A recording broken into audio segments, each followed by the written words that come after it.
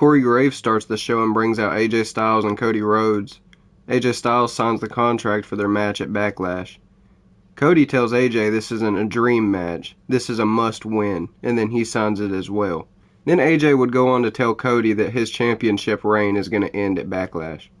Eventually, in round 1, the first pick would go to Smackdown. They would select Bianca Belair. The second pick, Raw would select Jey Uso. Then Smackdown would take Carmelo.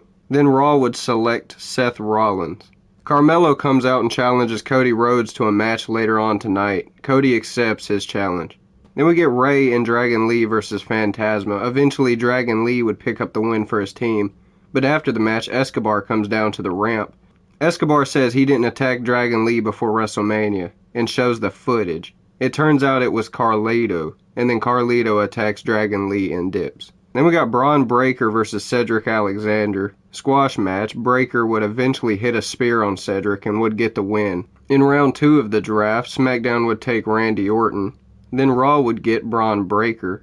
SmackDown would then pick Nia Jax. Then Raw would take Liv Morgan. Then we got this face-to-face between Jade and Bianca and the Kabuki Warriors. In the middle of the face-off, Kevin and this motherfucker brawl leads out to the ring. Solo comes out and the numbers get to Kevin.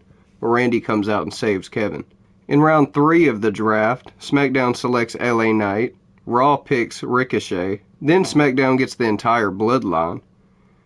Then Raw would pick up Sheamus.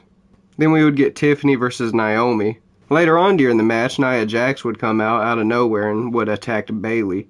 Naomi would try to help her, but Nia would attack her too. For the 4th round of the draft, SmackDown would select AJ Styles. Then Raw would select Chad Gable and the rest of the Alpha Academy.